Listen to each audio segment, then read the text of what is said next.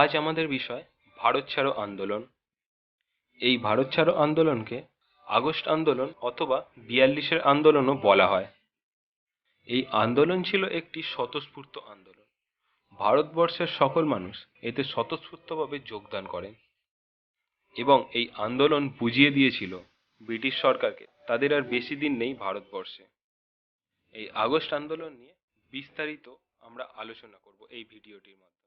এছাড়াও নানান আন্দোলন সম্পর্কে অথবা ইতিহাস সম্পর্কে আমাদের চ্যানেল স্টাডি টাইমে আগে থেকে ভিডিও আপলোড করা আছে, তোমরা তোমাদের প্রয়োজন মতন সার্চ করে দেখে নিতে পারো।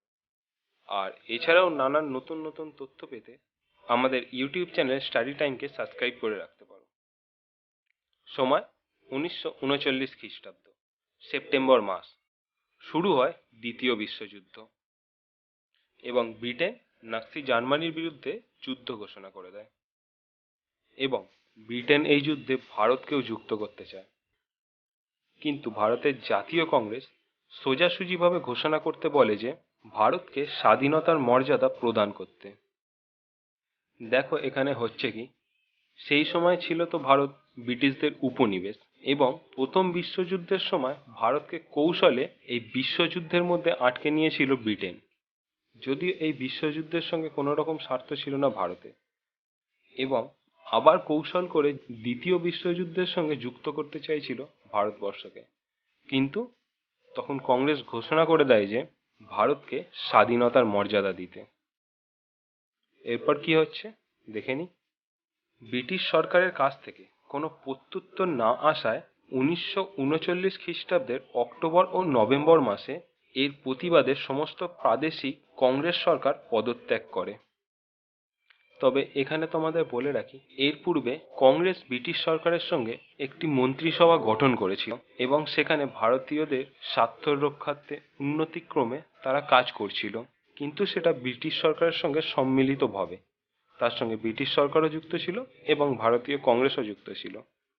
এই 1939 খ্রিস্টাব্দে অক্টোবর ও নভেম্বর মাসে সমস্ত প্রাদেশিক কংগ্রেস সরকার পদত্যাগ করে দেয়। দেখো কংগ্রেসের মন্ত্রিসভা কিভাবে গঠিত হয়েছিল বা কি কি কাজ করেছিল, এইগুলো বলতে গেলে এই ভিডিওটি অনেক বড় হয়ে যাবে। সেই জন্য কংগ্রেসের মন্ত্রিসভার গঠন ও কার্যপদ্ধতি সম্পর্কে আমরা একটি আলাদা ভিডিও আপলোড করে দেব।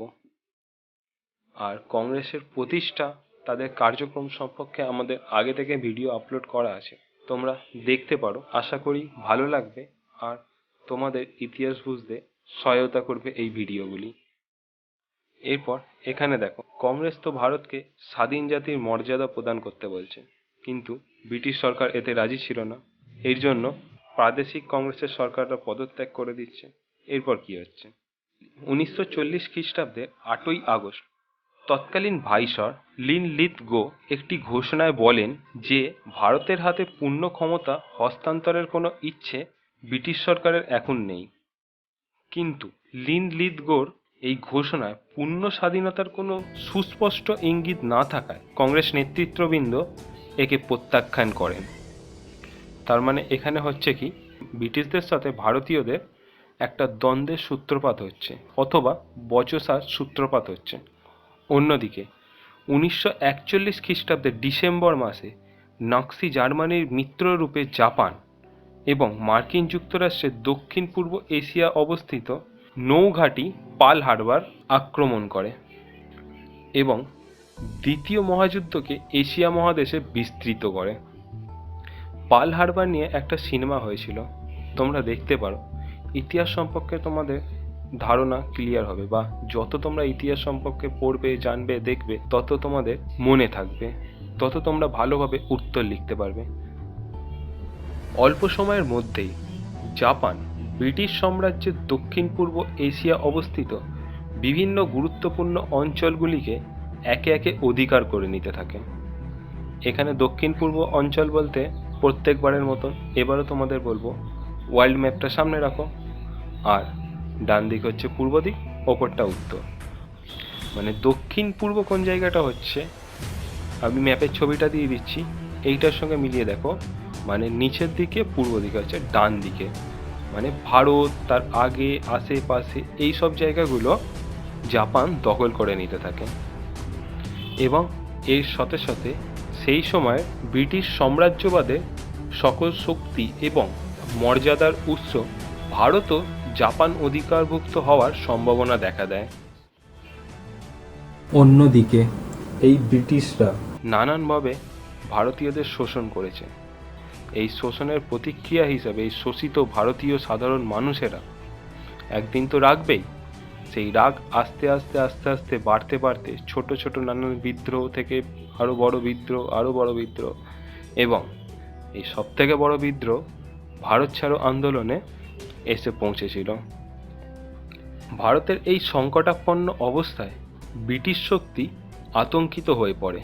মিত্র শক্তির অন্যতম প্রধান মার্কিন যুক্তরাষ্ট্রের তৎকালীন রাষ্ট্রপতি রুজভেল্ট ব্রিটিশ প্রধানমন্ত্রী চার্চিলকে ভারতীয় জাতীয় কংগ্রেসের নেতৃত্ববৃন্দর কাছে স্বায়ত্তশাসনের প্রতিশ্রুতি দিয়ে ভারতীয় জনগণদের যুদ্ধ প্রয়াসের প্রতি আকৃষ্ট ও অকুণ্ঠ সমর্থন লাভের ব্যবস্থা করতে পরামর্শ দেন।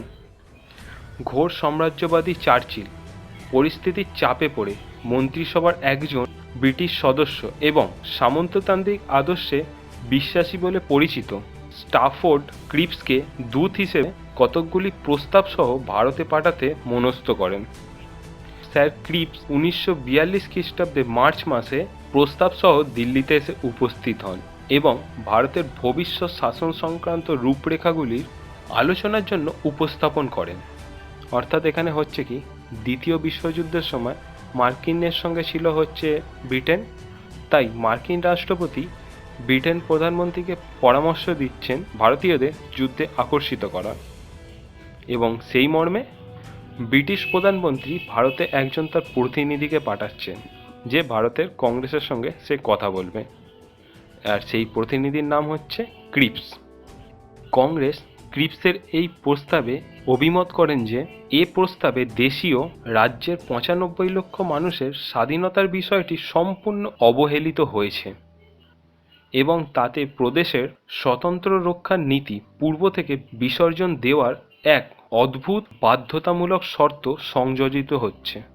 অর্থাৎ এখান থেকে বুঝতে পারছো ক্রিপস যে প্রস্তাবগুলি নিয়ে এসেছিল সেইগুলিতে ভারতকে যে স্বাধীন করবে সেই সকল বিষয়ে কোনো কিছু নির্দেশ বা লেখ ছিল না। তাই জন্যই কংগ্রেস এই প্রস্তাবের বিরোধিতা করছে। গান্ধীজি এই প্রস্তাবকে বলে a post dated cheque on a crashing bank. এই আখ্যা দিয়ে গান্ধীজি এটিকে প্রত্যাখ্যান করেন। ক্রিপস মিশনের এই ব্যর্থতা সমস্ত দেশে গভীর নৈরাশ্যের সৃষ্টি করে।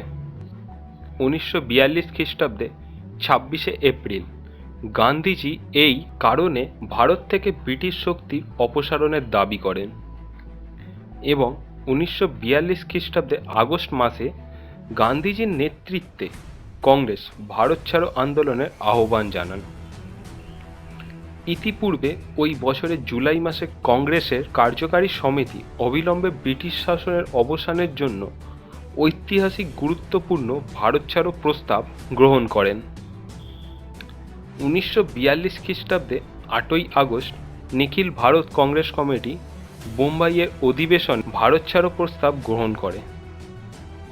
এই প্রস্তাবে বলা হয় যে ভারতের মঙ্গলের জন্য লীগ অফ নেশনের সাফল্যের স্বার্থে ভারতে ব্রিটিশ শাসনের অবসান অপরিহার্য। এই প্রস্তাবে বলা হয় যে ভারতকে স্বাধীন করা দেশের প্রধান কাজ। রাজনৈতিক দলগুলিকে নিয়ে একটি সাময়িক সরকার গঠন করা হবে এবং এই সরকার ভারতের সকল শ্রেণীর গ্রহণযোগ্য একটি শাসনতন্ত্র রচনা করবে। নিখিল ভারত কংগ্রেস কমিটি গান্ধীজির নেতৃত্ব গ্রহণ করে বৃহত্তর সংগ্রামে জাতিকে পরিচালনা করার জন্য তাকে অনুরোধ করে। এই সময় গান্ধীজি জনগণের কাছে আহ্বান জানায়, করেঙ্গে ইয়া মরেঙ্গে, ডু অর ডাই। গান্ধীজি বলেন, এই হলো চূড়ান্ত সংগ্রাম, ব্রিটিশ শক্তিকে শেষ করার লড়াই। কাজেই ভারতীয়রা স্বাধীনতা অর্জন করবে, নতবা স্বাধীনতার জন্য জীবনপাত করবে।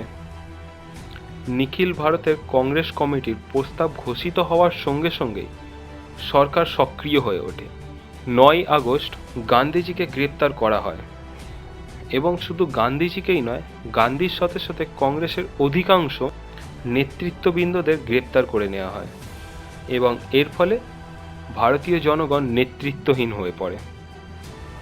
তারপরে সরকারের দমন নীতির প্রতিবাদে সর্বত্র হরতাল পালিত হয় এবং শোভাযাত্রা ও সভা সমিতি অনুষ্ঠিত হয়। সরকার কঠোর হস্তে এই আন্দোলন দমনে উদ্যোগী হন। অল্পকালের মধ্যেই আন্দোলন ব্যাপক আকার ধারণ করে। সর্বত্র ভারত ছাড়ো ধ্বনি উঠতে থাকে। বাংলা, বিহার, উড়িষ্যা, বর্তমান উত্তরপ্রদেশ, মধ্যপ্রদেশ স্বতঃস্ফূর্ত গণবিক্ষোভ দেখা যায়। স্থানে স্থানে গণবিক্ষোভ হিংসাত্মক রূপ নেয়। টেলিফোনের তার কেটে, রেল লাইন অপসারণ করে, ডাকঘর পুড়িয়ে আন্দোলনকারীগণ সরকারের যোগাযোগ ব্যবস্থা ধ্বংস করে ফেলে। বিহার ও উত্তরপ্রদেশে এই গণবিক্ষোভ শহর পেরিয়ে গ্রামাঞ্চলে ব্যাপক আকার ধারণ করে। সরকারি সম্পত্তি ও যোগাযোগ ব্যবস্থা ধ্বংস করাই ছিল বিপ্লবীদের লক্ষ্য। আমেদাবাদের সমস্ত সুতোকল বন্ধ করে দেওয়া হয়। বাংলা এবং মেদিনীপুর জেলার জনগণ এক অভূতপূর্ব বীরত্বের পরিচয় দান করে এবং ওই জেলায় তমলুক মহকুমায় এক জাতীয় সরকার গঠন করা হয়। মেদিনীপুরের সুতাহাটা, বোম্বাইয়ের সাতারা ও কর্ণাটকের কৃষকগণ ব্রিটিশ সরকারের বিরুদ্ধে গরিলা যুদ্ধ আরম্ভ করে। এই গুপ্ত আন্দোলনে প্রধান নায়ক ছিলেন জয়প্রকাশ নারায়ণ, রাম মনোহর লোহিয়া ও অরুণা আসফ আলী প্রমুখ নেতৃত্ববৃন্দ। অন্যদিকে ব্রিটিশ সরকারও চরম মারমুখী নীতি গ্রহণ করে। সর্বত্র সেনাবাহিনী গুলিবর্ষণে বহু সংখ্যক মানুষের মৃত্যু ঘটে এবং বহু গ্রামের ওপর পাইকারি হারে জরিমানা ধার্য করা হতে থাকে। ব্রিটিশ সরকার দেশব্যাপী বিক্ষোভের জন্য গান্ধীজিকে দায়ী করলে গান্ধীজি দীপ্তকণ্ঠে তা অস্বীকার করেন। প্রকৃতপক্ষে জনগণের হিংসাত্মক কার্যকলাপের জন্য গান্ধীজি মর্মাহত হয়ে পড়েন। এই অবস্থায় তিনি তার ঐতিহাসিক 21 দিনের অনশন আরম্ভ করেন। এর কয়েকদিন পর গান্ধীজির শারীরিক অবস্থা অবনতি ঘটতে থাকে। গান্ধীজিকে মুক্ত করার জন্য দেশবাসীর দাবি ওঠে। সরকার এই দাবি অগ্রাহ্য করেন। অবশেষে গান্ধীজি বিপন্ন হয়ে উঠলে 1944 খ্রিস্টাব্দের মে মাসে তাকে মুক্তি দেওয়া হয়। এই ভারত ছাড়ো আন্দোলন শেষ পর্যন্ত ব্যর্থ হয়ে যায়। এর কারণ নেতৃত্বহীন ও অন্তহীন জনগণের পক্ষে বেশি দিন ব্রিটিশ সাম্রাজ্যবাদের মতন এক প্রবল, শক্তিশালী এবং সামরাস্ত্রের সুসজ্জিত শক্তির সঙ্গে সংগ্রাম চালিয়ে যাওয়া সম্ভব ছিল না। তবুও এই আন্দোলনের সাফল্য একবারে অস্বীকার করা যায় না। দেখো, এইখানে দুটো জিনিস লক্ষ্য করো। সেটা হলো, দ্বিতীয় বিশ্বযুদ্ধ চলছে। এই বিশ্বযুদ্ধতে প্লেন এসে গেছে, বোমা, নানান বন্দুক, অ্যাডভান্স বন্দুক, যার থেকে অনেক মানুষকে মেরে দেওয়া যাবে। এবং অন্যদিকে ভারত এখনো উপনিবেশ, মানে ভারতীয় জনগণের কাছে কোনো আধুনিক অস্ত্র নেই, তারা ব্রিটিশদের অধীন। কিন্তু ব্রিটিশ শক্তির কাছে নানান অস্ত্র রয়েছে, তাদের পক্ষে এই মানুষদের মারা অসম্ভব ছিল না। এবং সেই বিষয়টি গান্ধীজি বুঝতে পেরেছিলেন। তাই হয়তো তিনি শেষে ভারত ছাড়ো আন্দোলনকে থামানোর চেষ্টা করেছিলেন। আর এই আন্দোলনে বড় বড় নেতারা প্রথম দিকেই তো জেলে চলে গেছিলেন, সেই জন্য আন্দোলন নেতৃত্বহীন হয়ে পড়েছিল। আর এই নেতৃত্বহীন আন্দোলন তাই হয়তো খুব একটা বেশি দিন চলতে পারেনি। তবে এই আন্দোলনের সাফল্যকে কখনো অস্বীকার করা যাবে না, যে ব্রিটিশ সরকারকে বুঝিয়ে দিয়েছিল তাদের আর বেশি দিন নেই ভারতবর্ষের মধ্যে। ভারতবাসী সাম্রাজ্যবাদের বিরুদ্ধে সংগ্রাম করে স্বাধীনতা আন্দোলনের দৃঢ় সংকল্পের কথা বিশ্ববাসীকে জানাতে সক্ষম হয়। এই মহান আদর্শ সফল করার জন্য ভারতবাসীর মরণপণ সংগ্রাম ব্রিটিশ শক্তিকে স্তম্ভিত করে দেয়। অন্যদিকে 1942 খ্রিস্টাব্দের সংগ্রামের পর ব্রিটিশ শাসকবর্গ এটি উপলব্ধি করেন যে ভারতে ব্রিটিশ শক্তির অবসান এক প্রকার সুনিশ্চিত। প্রকৃতপক্ষে 1942 খ্রিস্টাব্দের আগস্ট বিপ্লব ভারতবাসীর স্বাধীনতা সংগ্রামে চরম পর্যায় বলে অভিহিত করা হয়। স্বাধীনতা সংগ্রামের জয় যে সুনিশ্চিত এ বিষয়ে কোনো সন্দেহের অবকাশ ছিল না। এখন থেকে একটি মাত্র প্রশ্ন হয়ে উঠেছিল, স্বাধীনতার শুভক্ষণ কখন উপস্থিত হবে। আজকের বিষয় তো ছিল ভারত ছাড়ো আন্দোলন। এইভাবে আন্দোলন শেষ হলো। তবে আরেকটা জিনিস তোমাদের যাওয়ার আগে বলে যেতে চাই, সেটা হলো দেখো, এই যে বিদ্রোহ দমিত হচ্ছে, ব্রিটিশ সৈন্য ভারতীয় বিদ্রোহীদের দমিত করছে, কিন্তু এই ব্রিটিশ সৈন্য কারা? ব্রিটিশ তো হচ্ছে একটা ছোট্ট দেশ, আর সেই তুলনায় ভারত হচ্ছে এত বড় দেশ। ওইটুকুনি দেশের সৈন্য যে সে সকল ভারতীয়দের গুলি করছে, মারছে, তাদের বিদ্রোহ দমন করছে, এটা তো নয়। এই সৈন্যরা ছিল ভারতীয়ই।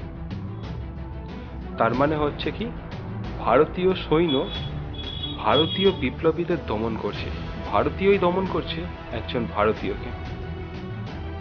একজন ভারতীয় যে স্বাধীনতার জন্য লড়াই করছে, তাকে দমন করছে একজন ভারতীয়। কিন্তু এর পরিবর্তন হয়। নেতাজির আজাদ হিন্দ বাহিনী, নেতাজি এই পরিবর্তন করতে সফল হয়েছিল। নেতাজি এই সকল ভারতীয় ব্রিটিশ সৈন্যদের পরিবর্তিত করতে সফল হয়েছিল। নেতাজির আজাদ হিন্দ বাহিনীর মাধ্যমেই এক প্রকার সম্ভব হয়েছিল ভারতীয় ব্রিটিশ সৈন্যরা তারা ব্রিটিশদের বিরুদ্ধে বিরোধিতা করতে শুরু করে দিয়েছিল। এবং এর ফলে হয় কি, যে ভারতীয় জনগণ, ভারতীয় ব্রিটিশ সৈন্য সকলে একত্রিত হয়ে গেল, সকলে স্বাধীনতার জন্য আন্দোলন করতে শুরু করে দিল। এরপরে কি আর ব্রিটিশ শক্তির ভারতে থাকা সম্ভব ছিল? না, ছিল না। আমরা পরের ভিডিওতে নেতাজি সম্পর্কে আলোচনা করব, নেতাজি আজাদ হিন্দ বাহিনী সম্পর্কে আলোচনা করব। এক প্রকার নেতাজির আমরা বায়োগ্রাফি তৈরি করব, নেতাজির জন্ম থেকে একবারে শেষ দিন অবধি। শেষ দিন তো আমরা বলতে পারবো না, সেই প্লেন অ্যাক্সিডেন্ট অবধি। আজ এ পর্যন্তই।